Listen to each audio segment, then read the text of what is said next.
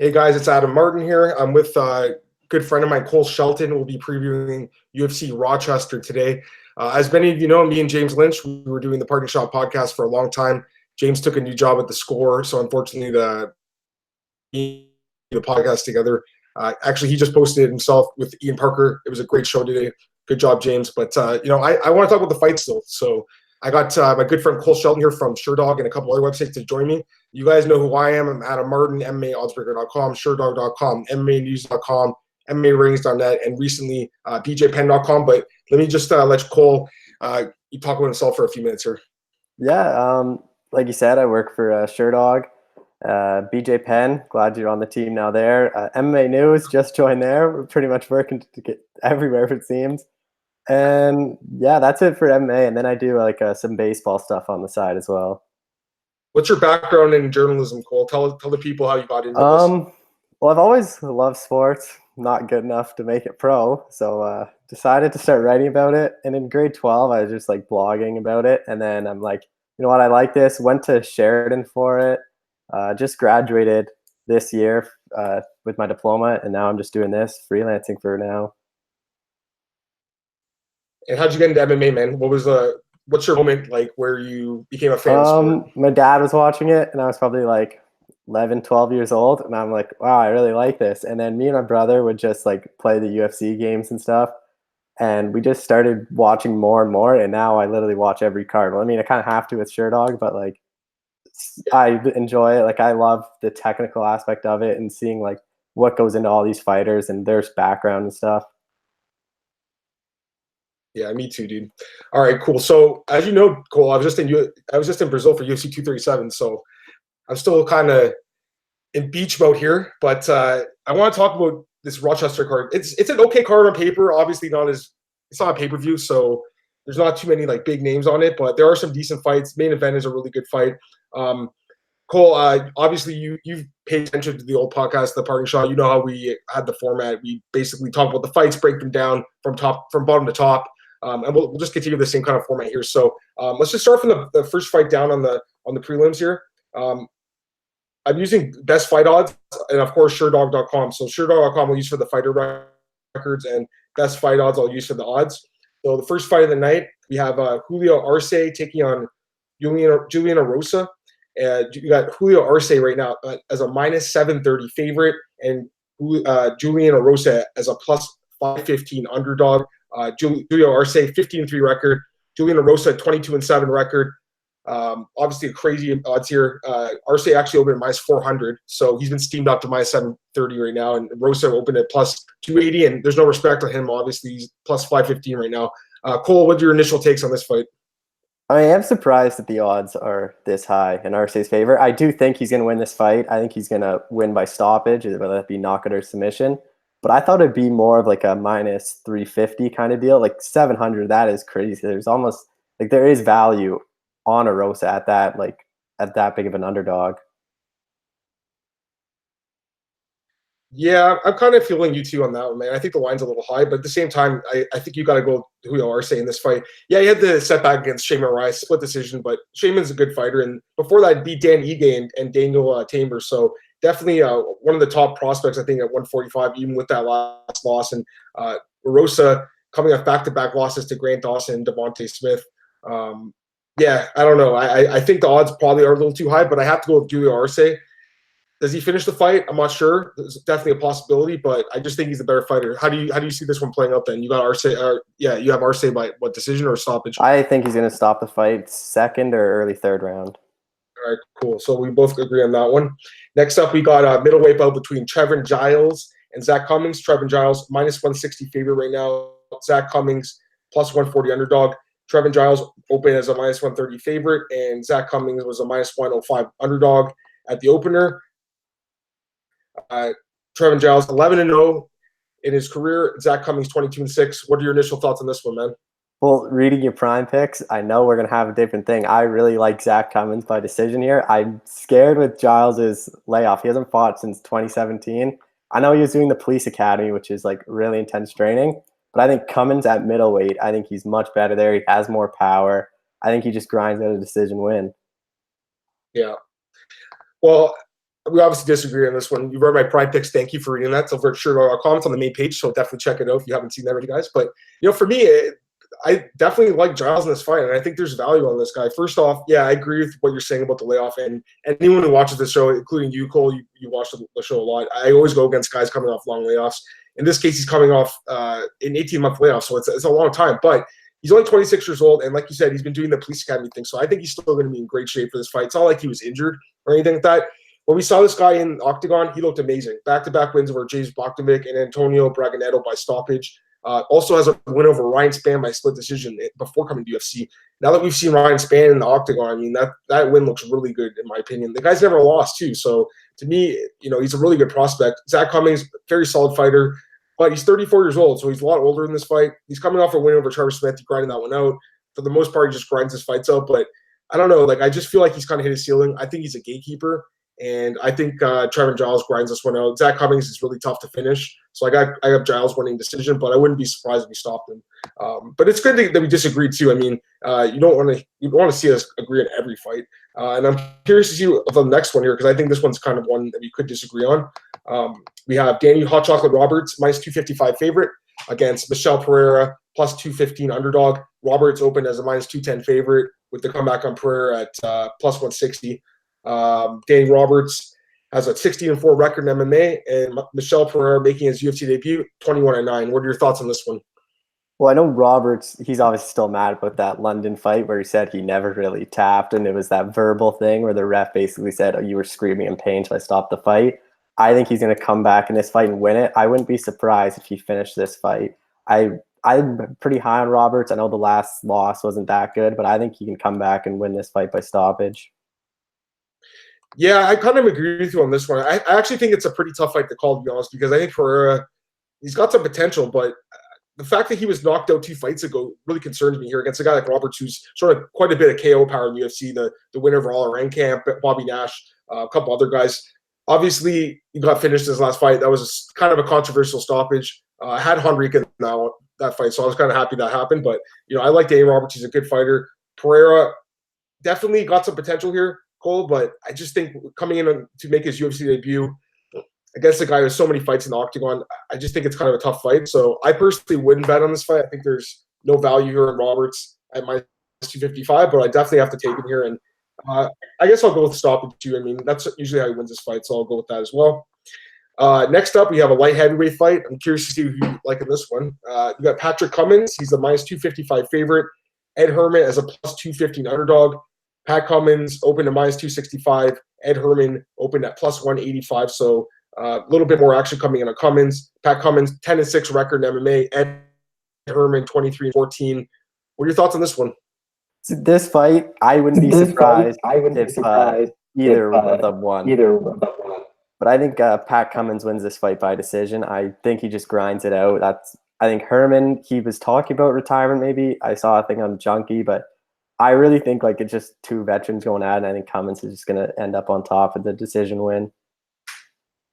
Yeah, this is another one I think could go either way, honestly. I'm actually kind of leaning towards Ed Herman, crazy enough. I just think there's some value here at plus 215. I personally would never bet on Patrick Cummins.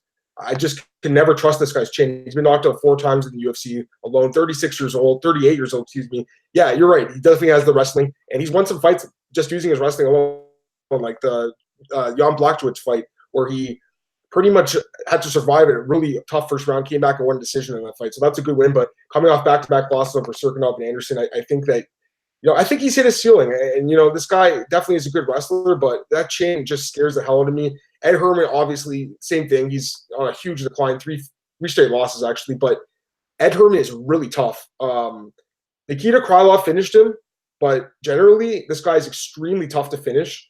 And, man, that win over Tim Bush a couple years ago, I think the fight's going to play like that. I think he can knock out Pat Cummins. So, I'm not taking a ton of dogs on this card. I think most of the favorites will win. But I think Ed Herman's got some value here. And there's a prop on Ed Herman by knockout at plus 625.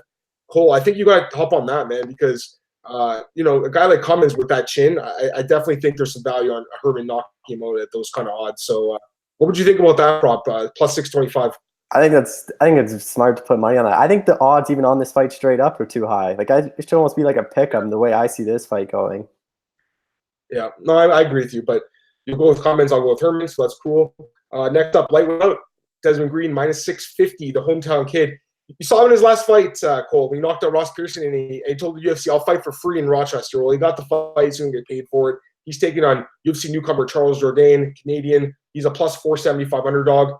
The line opened at Green minus 260 and Jourdain at plus 180. So this line's been steamed like crazy. Obviously, no respect here on Charles Jourdain, former TKO fighter, against Desmond Green, who's coming off a great win over Ross Pearson in his last fight.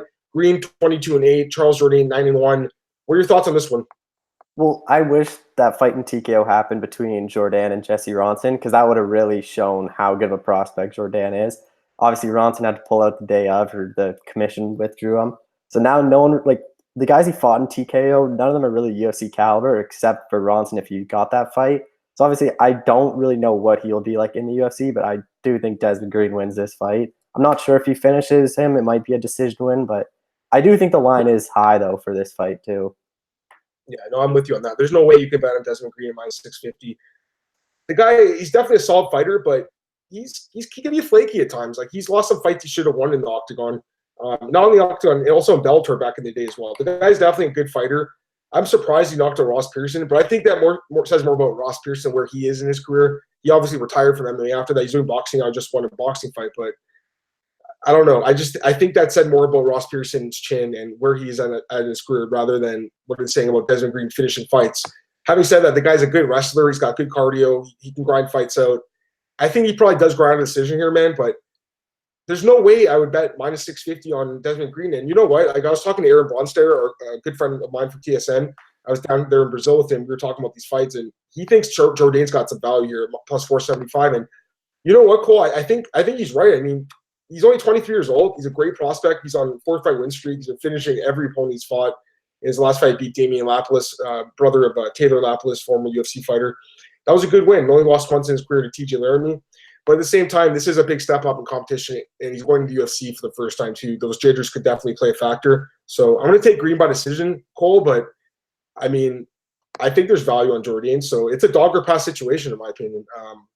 I'm not going to risk it, though. I'll just play it safe and take Green by decision. But I think if you're taking a shot on this fight, you want to take Jourdain. I definitely think there could be some value on him. All right, next up, we've got a lightweight bout between Mike Trizano and Grant Dawson. We got Mike Trizano here at minus 130. Grant Dawson, minus 105. Mike Trizano opened as a minus 135 favorite. Grant Dawson, minus 105 underdog. So definitely a close fight still. I mean, it seems like the line hasn't moved much since open. Just looking at the records here, Grant Dawson 13-1, Michael Trizano 8-0. What are your thoughts on this one? Yeah, this fight, I honestly have no idea how it's going to go. I could see either Dawson winning this fight or Trizano. I'm really high on Trizano, though. I thought he was obviously the controversy with Tough. Everyone thought Louis Pena should have won that season.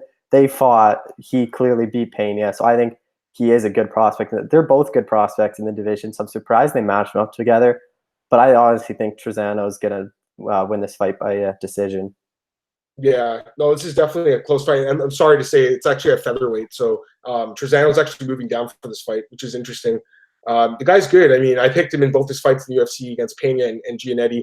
He won the Ultimate Fighter. I had him in the last fight against Pena. He was a big underdog for whatever reason. It seems like he doesn't get a ton of respect. He is getting some here. But I think Dawson, man, he looked so good in that fight against Arosa.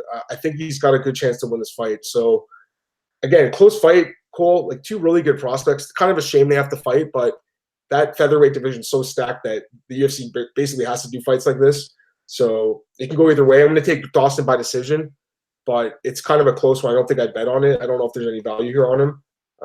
But I definitely lean his way, especially as a slight underdog.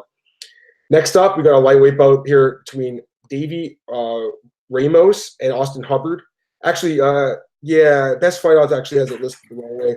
You know what? It's actually the Aspen Ladd fight, Sijara Eubanks. That's the next fight in the prelims. So the final prelim fight, we have Aspen Ladd and Sijara Eubanks. It's a bantamweight bout. Aspen Ladd is a minus 305 favorite. Sijara Eubanks plus 220, 255 underdog. You know, it's an interesting fight. Eubanks obviously moving up to 135 after struggling to make weight. They fought before, though, in Invicta. Ladd won a decision, and I'm curious to see what your thoughts on this one are. Just the records here quickly. Aspen Ladd 7-0, Sijara Eubanks 4-2-0. What are your quick thoughts on this one, man? Well, I talked to Eubanks before this fight, and she basically says she's a completely different fighter from the one that fought Ladd. She changed camps. She thinks bantamweight she'll have more power. She'll be able to knock people out. Said she was half the fighter she was at flyweight because she said her first fight was the scale, wasn't even worried about her opponent. I think at bantamweight she will be better, but I still think Ladd wins this fight. I think she's better. I wish that Ladd home fight happened because I think Ladd she could be a future champion in this division, so I'm pretty high on her. So I think she's going to win this fight. I like her too. I saw her in Brazil. She was cornering. I can't remember who she was there with. Rose, I believe. Actually, I think she was with Rose. She's pretty big. So, and she's talked openly about how bad that weight cut is. It's possible in the future she can move to 145. I think she's that big and strong that she might have to make that move. She's only 24 now, so she's young. She could probably make that weight cut for a couple more fights. But I'm definitely very high on Aspen Ladd. 7-0 now.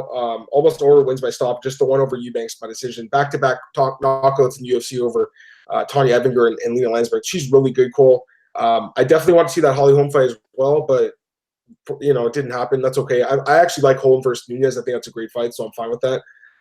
You got Eubanks here. She's 34, but I think she fights a lot younger than it. She obviously looked great on The Ultimate Fighter, picking up 3 wins in the house, and then in the UFC, struggling to make weight, losing her title shot, but then winning back-to-back fights now against Lauren Murphy and Roxanne Modafferi.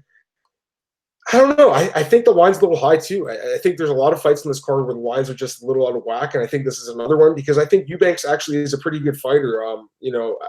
Aside from making weight, she's looked really good in the UFC alone. So I wouldn't be shocked if she pulled it off, but I have to go with Ladd because the 10-year age advantage, that's huge to me, and also just the fact she's undefeated. She's never lost before, never tasted defeat, and I think she can win this fight. So I'll take Aspen Ladd. She won a decision the first time they met. I think she'll probably win another decision here. Eubanks is very durable, tough to finish. So take Aspen Ladd by decision, but those odds are pretty high, and I'm not sure if I want to be laying that kind of juice on this one.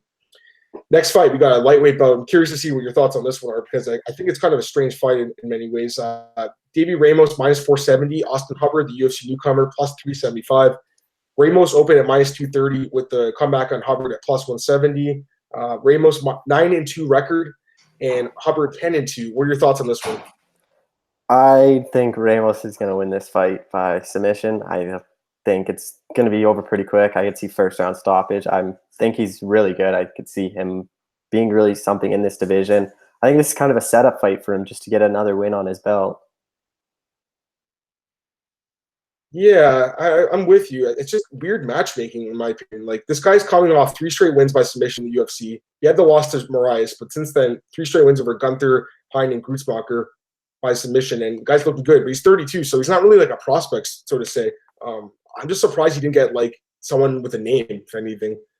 Like, someone like Clay Guida or something. I think that would have made, like, more sense. Like, I'm not really sure why he's fighting Austin Hubbard here, coming off a win in LFA. He won the title there. 3 straight win streak. He's a 3-fight winning streak. He's a young guy. He's only 27. I don't like the matchmaking, man. I think this is dangerous matchmaking because you have a young prospect here that's probably going to lose, and hopefully he doesn't get destroyed in this fight. Like, it reminds me of that Jalen Turner and Vicente Luque fight from a couple years ago where Luque just destroyed Turner, and Turner's really struggled since then. I really hope they don't ruin this guy because I think Hubbard has some potential, but I like Ramos too, man. I think you have to like him here. I think he was one of my prime picks. I see him winning this fight in dominant fashion, honestly. I think I'm going to take him by submission as well. We're the prop on that. Yeah, it's minus 125, so it's favored. So not sure if there's value in that, but I think if you're looking at parlay, he's definitely someone to consider for your parlay. Next up, we got a women's featherweight bout between Megan Anderson and Felicia Spencer. This is an interesting fight, Cole. I'm curious to your thoughts on this one. We got Megan Anderson. Currently is a minus 170 favorite, open at minus 165. Felicia Spencer, former Invicta champ, she's plus 150 underdog, open at minus 125. So slight action going towards Anderson, but still pretty close to the opening line. Megan Anderson, 9-3 record in MMA, and Felicia Spencer 6-0. What are your thoughts on this one? I think Anderson needs to win this fight. Obviously, her last fight, it was some controversy, like with the toe poke in the Ives and Ghana, which got her first win. She lost at home pretty convincingly. Spencer, she's coming into the UFC. It seems like the UFC is trying to build this division. They've signed a bunch of fighters, but I do think Anderson's going to win this fight. But if she doesn't, I think her like status as a prospect is really like diminished with this one. think she could be some in the division, and I think the UFC hopes she could be some in the division. But if she loses this one, I don't really know what the division goes from here with Nunes uncertain on her future. I think their division, they're really trying to build Anderson up to be a champion, in my opinion. Yeah, no, you're right about that. And the winner of this fight is probably going to get a title shot, I assume. I mean, there's really no one else out there. So Anderson, she's 1-1 now in the UFC. The fight against Holm was very disappointing. Just basically got wrestled for 3 rounds. She looked like an amateur in that fight. It was a really disappointing loss. And then the fight over Zingano, she had the knockout in the first round, but obviously a strange ending. Basically sliced open Zingano's eyelid with your toenail. So, I mean, that's kind of a fluky thing that happened, but I think she still probably would have won that fight. What I like about her is obviously the size, 6 feet tall and huge reach. She's always been a really good prospect. She's had a couple setbacks in her career, but overall, I think she's a good prospect. Felicia Spencer, her 6-0, so she's undefeated. She trains at a good camp. Seth Petruzzelli's the Jungle MMA. 4 to 6 wins by stoppage, by submission. She has a boxing background, and then she has submission skills as well. But to me, she beat Pam Sorensen in the last fight in Invicta, won the title there. But Megan Anderson's a big step up in competition. Also, the fact Felicia Spencer is 5'6", Cole, so it's a 6-inch height advantage for Megan Anderson, and all that reach, especially in the legs. I think that's going to play a huge role in this fight. I can just see her kicking her way to win. Definitely a possibility Megan Anderson finishes this fight, but I think there's a chance it could just go to decision as well. But I like Anderson as well. At first I didn't really think there was any value, but now that I'm looking at it a little bit more, there could possibly be some value here in Anderson. I know Spencer's undefeated. She's coming to UFC with some hype, but Anderson, I think the hype's real on her. I think she's a good fighter, and I think she's going to show it off in this fight. So I'll take Megan Anderson to get the win in this one. Well, and I think she's going to have a huge advantage in terms of weight. Did you see the thing on ESPN where they said she cuts 25 pounds? Yeah, she's massive, eh? Yeah. Yeah, she's really tall, and I think Raimondi did that article talking about her weight cut. Definitely cuts a lot of weight. I mean, hey, I like her in the UFC, but if she wasn't, she could easily be in that PFL lightweight tournament because I think she would actually be a favorite to win that one. But I like her in this fight.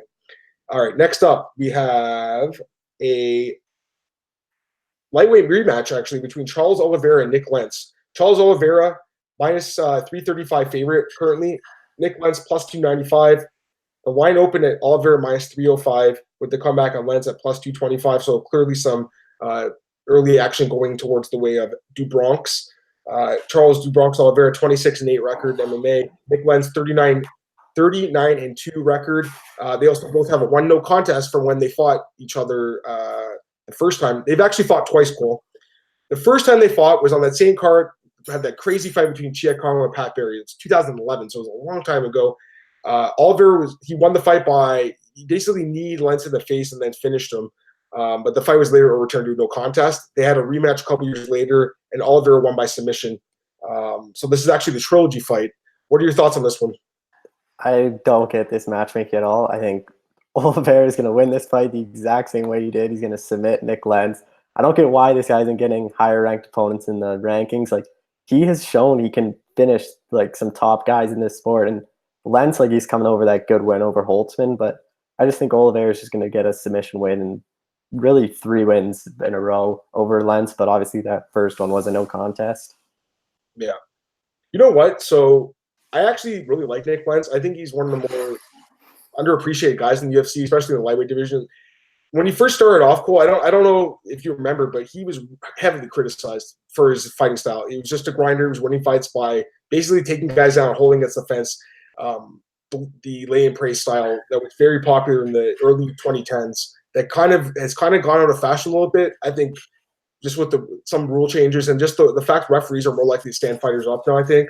And just I think the judges are more educated. They don't just score fights for guys lying on top of someone. They want guys to work. So his style has changed over the years. He's finishing fights now. He's finished actually 3 of his last 4 wins are by stoppage. So I like Nick Lentz, and I actually picked him in his last 2 fights against Scott Holtzman and Gray Maynard, and there was definitely some value in him in the last fight against Holtzman. But man, I don't like this performance at all against Oliveira. First off, Oliveira's 5 years younger, which I like. Second off, the guy just set the wins record for most submission wins in UFC history. Beat Royce Gracie. He's got 13 wins by submission, Cole. He's won his last 4 fights by stoppage by either in the first round or second round by rear naked choke, guillotine choke, and anaconda choke over David Tamer, Jim Miller, Christos Giagos, and Clay Guida. Those are some quality wins. Earlier in his career, I definitely criticized this guy. He kind of had this issue where he would fold up if he got hurt, and he wouldn't like fight through it. Like there was the fight with Cub Swanson in Toronto all those years ago where he got punched and he kind of fell down, did this weird thing, and then people like started calling him a quitter and stuff. Like the Max Holloway fight, very similar. He said he hurt his neck or something. People call it, he kind of took that to heart, and he's really changed. That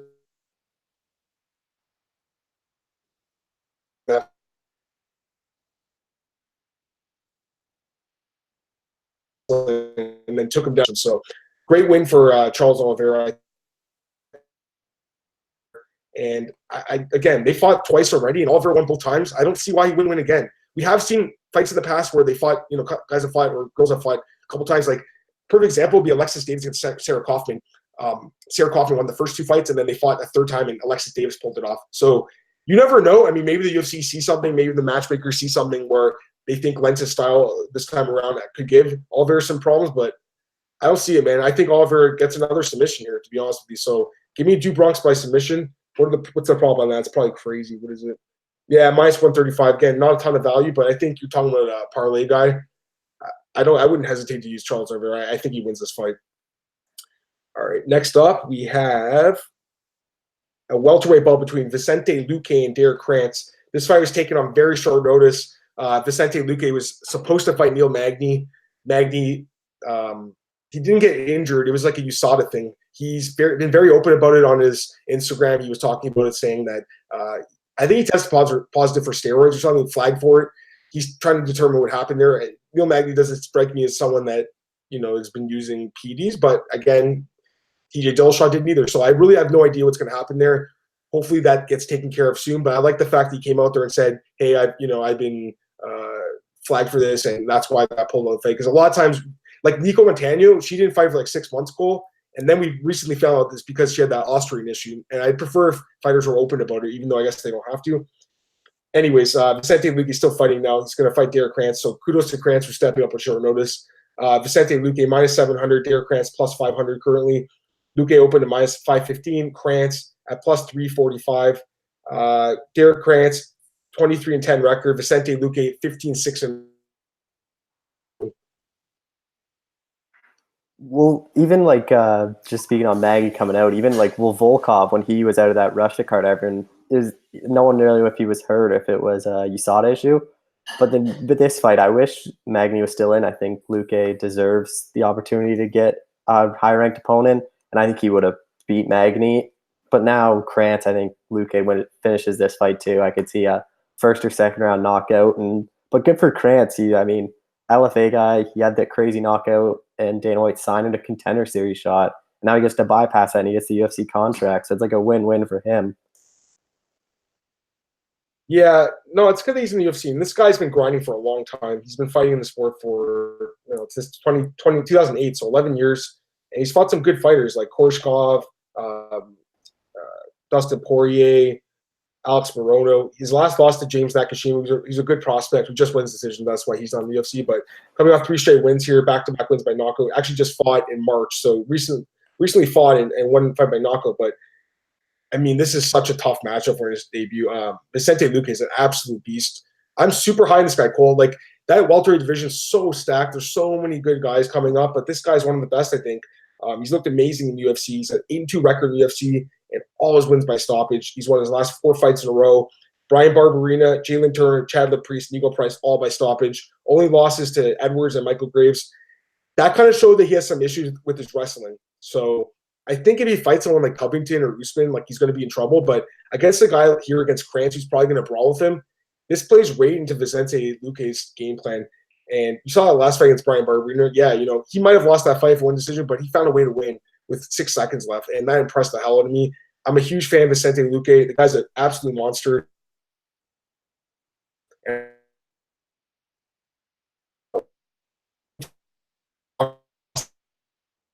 I wouldn't be surprised at all if he finished this fight. What is the problem that we have? Yeah, Luque by knockout is minus 120. So again, not a ton of value, But I'd rather bet on that than or what's the inside the distance? Nah, minus 245. Not a ton of value. People think he's going to win the fight. The bettors are all over him here, and for good reason, Cole. Vicente Luque is going to win this fight. I think he wins the fight by stoppage. So definitely I like him in this fight. But again, minus 700. The line's a little high. Not sure if I would parlay that one. I'd rather parlay someone like Oliveira with a smaller line, but I don't see how Vicente Luque loses this fight. I think he absolutely dominates. Well, yeah, even that welterweight division, though, that 15 spot in the rankings, it keeps on changing. There's so many good guys. It's like Luque, Roque Martin, Jeff O'Neill, who needs to fight again pretty soon. Like, he had that good win, and then it's been nothing ever since. I'm surprised that nothing's been announced on him either. And it's a stacked division. I mean, no doubt about it. I think welterweight's one of the best divisions in MMA. It has been for a while. I think lightweight was for a long time the best, but I think welterweight right now actually might be the most top heavy. There's so many guys, Cole. Like you said, there's a top 15, and there's 5 other guys that could easily be that 15th guy. So definitely a tough division. This is an important fight, but I think Luque takes care of business. All right, next up, we got the co-main event here between Antonio Carlos Jr. and Ian Heinisch. Definitely a quality fight here in the middleweight division. Antonio Carlos Jr. currently a minus 165 favorite with the comeback on Heinisch at plus 145. Jr. open at minus 230. Heinisch at plus 170. Antonio Carlos Jr. 10-2 record. Heinisch 12-1. Who are you leaning towards this one, man? Well, I'm actually like this fight way better than Heinisch's one where he's supposed to fight Tom Breeze at UFC London. I think Heinisch is a live dog in this one. But I think Shoeface gets done. I think he gets a decision win, but I think it's going to be much closer than people think. I think Heinisch, I wouldn't be shocked if Heinisch won this fight either. Yeah, no, I'm with you. I'm with you. This is a tough one to pick, I think, honestly. I'm going to go with Junior as well because this guy's impressed the hell out of me in his last couple fights. That ground game is unbelievable. I mean, he gets the fight to the ground. He's going to win. But it's hard to forget that fight against Dan Kelly, which kind of reminds me of Heinisch. There's a guy who could grind it out and take it to deep waters and win. So I think Shoeface does win. And the one thing that I point to here is Heinisch, man, he's solid, but that one loss he had to Perez, first round submission loss, if Junior gets him down to the ground in the first round, I think the fight's going to be over. But Cole, if the fight doesn't end in the first round and it goes to the late rounds, don't be surprised if Heinisch pulls it off. And look at that last fight against Cesar Ferreira. Again, he started off losing the fight and then came back and grinded out to win. It's possible that could happen here. So I'm with you. It's a dog or pass situation, but just based on the fact that Junior's been finishing all those fights in the UFC, I have to pick him here. But there are things that scare me away from him, like the durability issue, the cardio issue, and also the fact he hasn't fought in over a year. That does scare me a little bit. But I do think he's a really solid fighter and a solid prospect. Trains in the American Top Team, great camp. Heinisch is a factory act. That's a solid camp too. But I think American Top Team, they have so much momentum right now. I'm going to take Junior to win this fight. I'll take him to win by submission. What are the odds on that? Let's see here. Junior by submission. That's plus 115. So I think, maybe you could take a look at that. But again, not a ton of value compared to the money line at minus 165. So dog or pass situation as far as money line goes, but I'll take Junior to win it by submission. Well, yeah, even the layoff, though, the reason for the layoff is he's been hurt. He was scheduled to fight Bronson, had to pull because of injury. Scheduled to fight Theodoro. Twice because he was in August in the Brazil card, and then they were rescheduled for 231, and he's had to pull out all of them for injury. So I don't know how much of a factor it'll play. If he's fully healthy, I assume he is, but the year layoff is scaring me a bit though. Yeah, me too. I think you're right on this one, Cole. Dog or pass. Heinisch is a good fighter, man. I think he's coming and gets written off. By the way, I'm sure you've read that before. That Players Tribune piece about him. Yeah. The drug trafficking, that's crazy, man. So this guy's been through a lot of shit in his life, but he's made it to the UFC and another contender guy. So definitely good quality fighter here. Definitely like him, but again, Junior, man, he's so good. He's just so damn good. Anyways, main event here. This is the fight everyone's talking about. Definitely the best fight in the card, in my opinion, and it's a really close fight. Right now, we have Rafael dos Anjos, former UFC lightweight champion, minus 115 favorite. Kevin Lee, minus 105 underdog. So essentially a pick 'em, slightly towards RDA. The line open at Kevin Lee, minus 135, RDA, minus 105. This is actually a welterweight. Kevin Lee moving up to welterweight for the first time in his UFC career. RDA is 28-11 in his career. Kevin Lee 17-4. What are your thoughts on this main event, UFC Rochester? Well, I talked to Lee on Sunday night, and how much energy he had was crazy because normally every fight week, he doesn't do many interviews. He's always down in the dumps. I think the weight cut is gonna I think it played a huge factor to him coming that extra 15 pounds. I think at welterweight he'll be much better. And then I even asked him, I'm like, do you take anything from Covington and Usman's wins over him, where they just wrestled him? Because that Luque has good wrestling. And he literally said, no, I respect RDA. I want this to be an Adesanya Gaslam type fight, which to me, it doesn't make sense. I think if Lee implemented his game plan, like implemented his wrestling, I think he would have a good night, and I think he would grind out a decision. I still think he's going to win this fight, but I wouldn't be shocked if RDA won this fight. I think people are putting too much stock in the 2 losses to Covington and Usman. I still think he is a top 5 welterweight in this division. Yeah, this is a great fight. I love this matchmaking here. It's a great fight. RDA's a beast. I mean, what else can we say? Yeah, he did lose to Usman and Covington, but a lot of guys lose to those guys. And before that, 3 straight wins over Lawler, Magny, and Safdie. And the win over Lawler was super impressive, just a complete domination. Lawler did get injured in that fight. We have to keep that in mind. But I don't remember the last time someone just destroyed him like that. It was really impressive. Former champion, obviously, lightweight division. He has some great wins in his career, Cole. Cerrone twice, Anthony Pettis, Nate Diaz, Benson Henderson, Evan Dunham. Just his list of wins is fantastic. You know, he's a grinder. But he's 34 now, and I think he is slowing down a little bit, to be honest. Kevin Lee's only, 26. He's a lot younger. Kevin Lee moving up in weight, but it's not a situation where I don't think he's going. I think he's going to be too small. I think he's going to be about the same size of RDA, if not bigger.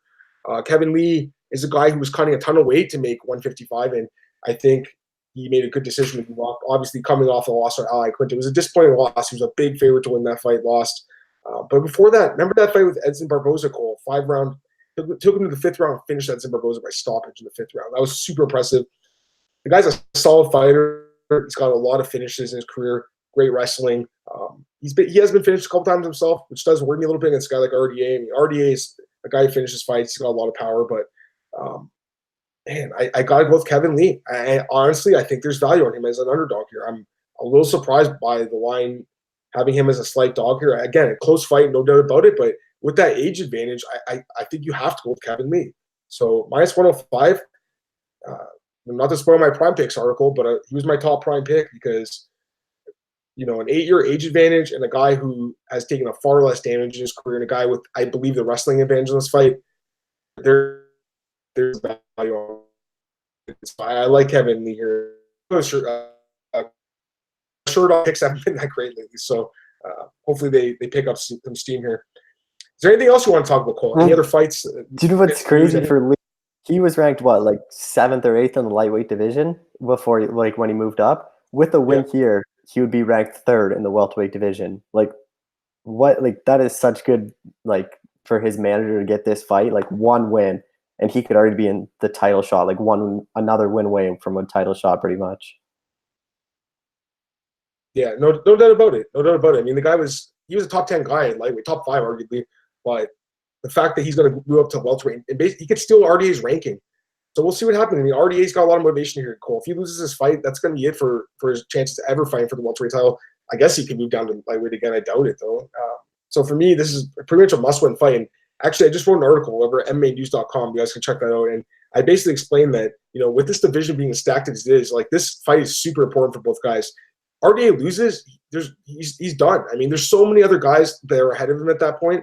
But if he wins, he maintains that top 5 ranking. And as far as Kevin Lee goes, yeah, he's young, but he's coming off, he's got two of his last 3 fights have been losses. So he needs to win here. If he loses, he's going to be at 1-3 in his last 4 fights. He needs to win this fight. If he wins, like you said, Cole, he maintains that top 5 ranking in the welterweight division. So definitely an interesting fight. I love it, but I like Lee in this one. And like I said earlier, Cole, is there anything else you want to talk about? Any news? Any fight announcements that intrigued you? Well, did you see Cyborg's Twitter? She basically tweeted a bunch of Canadian flags, said training camp starts now. So I reached out to her team and said, are you fighting at 240?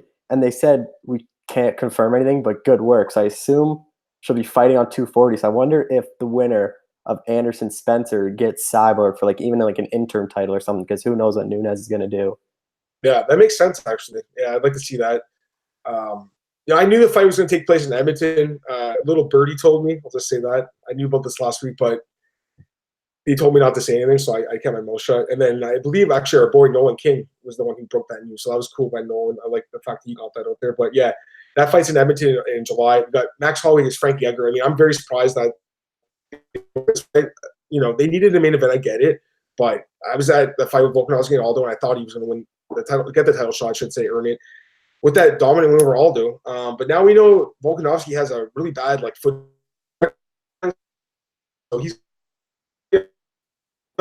controversy about that. It's kind of faded a little bit. I like Holloway in that fight a lot, though. What do you think about that fight, Cole? Yeah, I really like Holloway. I think Holloway's gonna.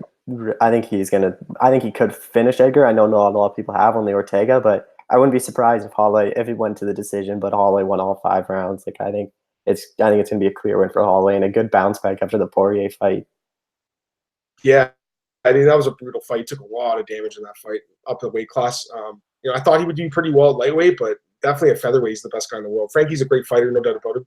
But I think he's definitely on the downside of his career at this point. The other fight that they announced that was a big fight was Nate Diaz against Anthony Pettis. Now, I'm going to wait to see these guys in the cage before I even think this fight's going to happen for sure. How many times does Nate Diaz pull over fights? But if it does happen, I mean, this is like a super fight. This is a great fight on paper. Any initial thoughts on that fight? Yeah, you have to hold judgment. Any Diaz brother, if a fight on it, you can't trust anything until they're there at fight week and they step into the octagon. But I think that I honestly am looking forward to this fight more than the main event of Stipe DC. Like, I'm really excited to see Nate fight again. I think that main and co-main, it's such a good card already. But now with that, I'm left 2 questions with this match. When is Usman Covington going to happen? Because all the talk was this summer. That July card's filled. That August card all of a sudden got filled. And then what if McGregor fights? Like, a fight that made sense was the Diaz trilogy or Ferguson or Cowboy, and now they're all booked. So, like, I don't even know who he would fight if he fights again. Yeah, no, I'm with you. But, I think for Pettis, this is definitely a money fight. And same for Diaz. Cole made event of that card with DC and Stipe. Actually, I should mention this right now. I had an exclusive interview. I was able to talk to him. I was with Poker Stars for UFC 237. They sent me down. So cool. We actually sat right in the front row during the press conference when they announced the partnership between the UFC and Poker Stars. Johnny Walker was there, Daniel Cormier, Bruce Buffer, and then one of the guys from the UFC execs and executive team and the Poker Stars executive team. So they were all there, and they were like, "Hey, go ahead, talk to Daniel, right, about poker and stuff." So and MMA. So I actually got a really cool interview with him talking about basically similarities between poker and MMA. That's on MMAodds.com. So I got to plug that because it was actually a really cool interview. Daniel was obviously a great guy and really easy to talk to. I should talk about that trip a little bit. I don't know if you heard the podcast I did it only on SoundCloud. I had some issues getting that on iTunes, but I talked about my trip to Brazil. Again, I was there last week. It was unbelievable. I mean, I've been back home for a couple of days now. I'm still on vacation mode, man. I'm still thinking about those sand beaches, white sand. It was beautiful. But for me, this was an opportunity of a lifetime. Really, I can't believe I actually got to go down to cover an event in Brazil. First off, the fights were pretty good. The main event was insane. How crazy is it, Cole, that I saw Jessica Andrade in line checking out this morning, like 3 or 4 hours after she won the title. She was checking out, and I'm like, oh my God. It was awesome. I got to say that to her, and she had this big cut over her eye. She had like a stitch or something. She's just a tremendous fighter. That knockout was insane, though. The crowd erupted. It was cool to be there for that. The Anderson Silva leg break was pretty nuts too. Not leg break, sorry, knee injury, or with something. I don't even know. We really don't even know what happened. I thought he broke his leg. I thought it was like the same thing that happened to Wyman, but possibly some knee injury or something. But he actually released a statement today saying that he's a little unsure about what he's going to do next in his career. I don't know about you, Cole, but 44 years old. I have no interest in watching Anderson Silva fight again. What do you think about him? Yeah, I was cool to see the Adesanya fight. It's like a passing of the torch. But the Cannonier matchmaking, I like Cannonier. He's a good guy. I've interviewed him a bunch, but it just did nothing for me. If you're gonna have Silva fight him. Make him fight interesting fights. If you want to do the Weidman trilogy fight, sure, go and do that. But I didn't really get this fight. I didn't care to see it. Obviously it was cool to see the fight, but see Silva fight whenever he fights. But I just don't really see the point of him fighting anymore. Yeah, no, I'm with you, man. And you know what? It was crazy how loud it got in there, though. The booing was nuts. And I think it's because after he knocked out Cam Nears like this, right? He was talk to me. I don't think the fans like that. It didn't obviously go well. It's crazy. When we got back to the hotel, at 3:30 in the morning, Cam Nears was actually walking through the hallway by himself. No one talked. All the fans come to got bought by the front door. Clay Guida was there with Josh.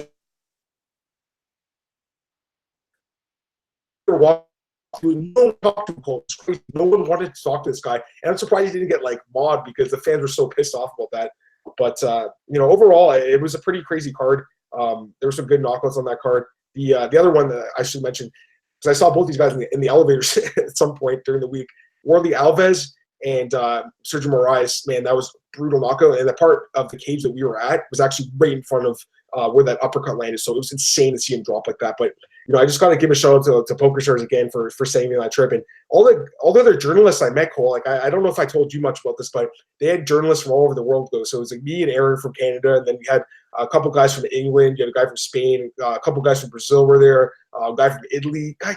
I came from Italy. That's like so long to get there. He made it there. It's like 3 or 4 stops on the airplane. But I was just glad to get that opportunity and cover it.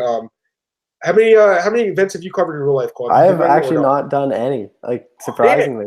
I know, I really want to. I'm thinking about maybe Edmonton. I've always wanted to go out west, and when they announced it, I'm like, maybe I'll go. It's up in the air. Like, if I go, I go, but I don't know. I was obviously when they were in Toronto, I wasn't with Sherdog, which has credentials. BJ Penn doesn't have credentials for whatever reason. The reason they gave is basically we'd be biased because BJ's an active fighter, but yet McGregor's outlet has credentials. So, it's weird. But yeah, so I would have went to that, but I did go as a fan to 231, and it was incredible. I went with my brother, and it was so much fun to see a live UFC event. Yeah, you guys.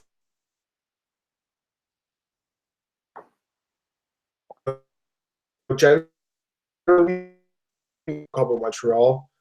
This was the first one I did out of the country, so that was cool. But I mean, you know what, Cole? Like, you're a young guy, you just started your career, man. But you'll go to some in the future. It's too bad though. I will say this: that we don't have like regional shows that much in Ontario, because I started going on the Score Fighting Series when I worked at the Score, like in 2011. Shows, but other guys like Elias Theodoro, Desmond Green, I saw Kyle Pratt, Kyle Nelson, like these Score Fighting Series events. Jordan Mead's another guy. He main evented a card there, and they went made to the UFC eventually. So it's just unfortunate with all the red tape and stuff, and the pricing of holding an event for these regional shows in Ontario that it doesn't happen. But definitely cool. And Cole, you're a young guy in this business, man. You'll have a lot of time to do that. But definitely recommended to go to Brazil at least once in your life, because all I can say is it was best time of my life. And one of the other cool things we did, I posted a picture on my Twitter. They invited us out to a dinner at this really nice restaurant, and Johnny Walker was part of the group that went out for dinner. So it was like Johnny Walker and his manager Lucas Lutkus. Lucas is like, hey, I've seen you before. I'm like, yeah, my name's Adam Martin. He's like, oh, I follow you on Twitter, man. I was like, oh, this is sick. Like, I was recognized, so it was kind of cool. And then Johnny, I talked to like the whole time during dinner. We're talking about all his fights and who they want to fight next. I actually wrote an article about Johnny at BJ Penn, and I threw that part at the end there where his manager told me they want title shot, Cole. I told him, I'm like, guys, you guys are you're not ready for this yet. Like, just take it slow, right? Especially coming off the shoulder surgery he had. But they also said, Corey Anderson's a guy, Dominic Reyes, Glover Teixeira, someone like that. And I think that's the right matchup for Johnny Walker at this point, because I think he's only 27 years old. But I will say this: I'm 6'3", Cole. This guy is so much taller than me. Lucas said he's 6'7". I think he's listed at 6'5". He's not 6'5". I think he is 6'7". He's really, man. I gotta say, it's the least love I ever seen someone get mobbed by the Brazilian fans like this guy did. He's got a great personality. But enough of my trip, man. It was a great trip. Cole, just plug where you work, man. Plug some of the stuff you're writing about, and we'll head over here soon. So BJ Penn, Sherdog, MMA News. You can just find all my stuff on Twitter at Cole Shelton 91. I have 2 articles out on BJ Penn today of fighters picks for the Lee Dos Anjos fight, and Kevin Lee. I basically said, who do you want to fight? And he gave me his 5 opponents he wants to fight before his career's over. So it's really cool to hear him talk about all those matchups that he wants. That's good stuff, man. Yeah, you guys can find me on Twitter at @MMAdamMartin. As you know, I'm very active on there, always willing to talk to fans and anyone who has a question about this crazy sport that we love. Sherdog.com, got my prime picks. MMAnews.com, like I mentioned, I have an article on RDA and Kevin Lee. MMArings.net, I wrote one about Anderson Silva, why he should retire. what else am I missing here? MMAoddsbreaker.com. How could I forget? I mean, this website is the reason I have a job in this business. I mean, Nick Kalikas, I got to give him a shout out. With all the changes going on to the website, Nick's been the constant rock there, and I appreciate him for allowing me to continue doing a podcast because honestly, like as much as I want to do with James, and I still do in the future, I can't not talk about the fights, man. So I'm glad we were able to do this. I'm glad I got you to come on, Cole. And thanks to Nick again for letting me continue the show. I don't really have like a name for it yet. I'm still gonna figure out. I'm gonna fix the studio. I'm gonna have like some better background and stuff like that. That'll come soon. But this was a start for sure. A good start, I think. Cole did a great job. It was really thanks again, Cole, for pinch hitting on short notice. And also got to give a shout out to BJ Penn. I just got the job there. Cole works there. A bunch of guys work there. I mean, great guys so far. Really enjoying working with that team. So, yeah, guys, hit me up on Twitter. Hit Cole up on Twitter, and we'll talk to you guys.